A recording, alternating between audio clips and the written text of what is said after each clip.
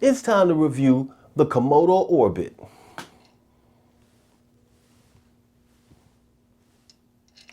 Let's get into it.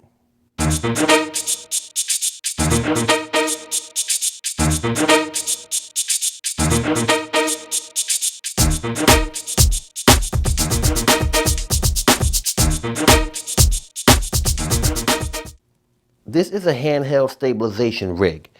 It allows you to move around your subject and capture the entire scene with just one camera. Now, it's made for DSLRs, mirrorless cameras, and small to medium-sized cameras. This is all mechanically driven. There are no motors, there's no battery, no weights, none of that stuff. It's just what you see here in front of you. This is a lightweight bad boy. It's about 4.5 pounds, and it's said to hold up to 11 pounds. Construction is great. This is very well built. It's anodized metal all throughout, except for a few spots here. The gimbals, the dual gimbals, are plastic, and it's a hard plastic. It feels pretty sturdy, but we'll talk about that a little bit more. And then on the hand grips, there is foam for comfort and enjoyment. Foam. Across the top of the Comodo Orbit, you got some 3/8 inch 16 and 1/4 inch 20 threaded holes for adding all types of accessories. The cheese plate can be removed by unscrewing the two plastic thumb wheels.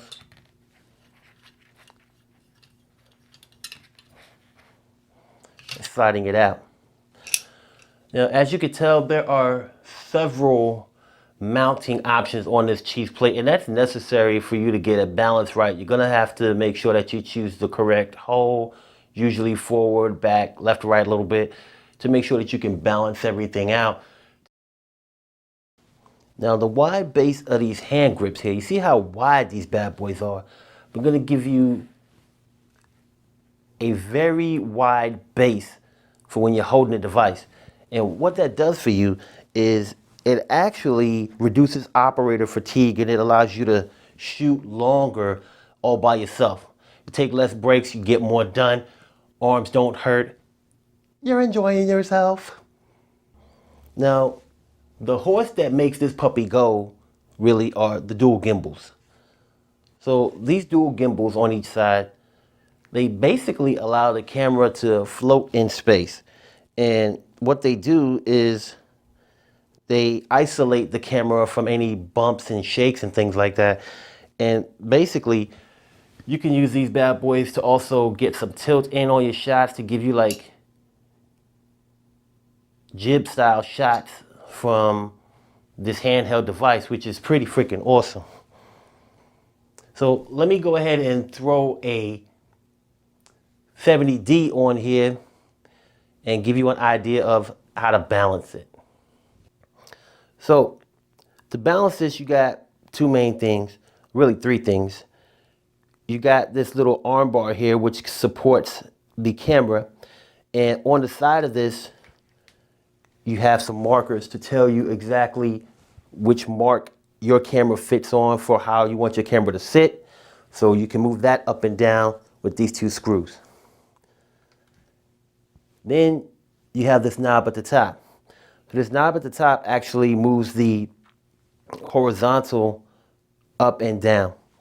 So with this knob, you also have some marks here to tell you I'm at 1, 2, about 3, almost 4 marks, because I can barely see the white from the next mark right underneath that. So I know that, well, usually for my camera to be balanced, I'm at that mark. So with this setup, I know that's my point on here. Now, if I want to, I can twist this knob and bring it up or down some more to see if I can get it perfectly balanced. Now, if it starts to hit the bottom, like it did right there, you can use like 2 Apple boxes, put the handles on Apple boxes, and go from there. Now, on the back side of the cheese plate, there is a screw that you need to turn right here to go ahead and get the vertical, the forward and the back motion. So once you get your lens centered between the gimbals, you want to use this screw to move the whole cheese plate forward and backwards. And you got to unloosen these screws here to do that. If these screws are still tightened, the cheese plate won't move. Okay, make sure you got your screws loose and then use this to move it back and forth.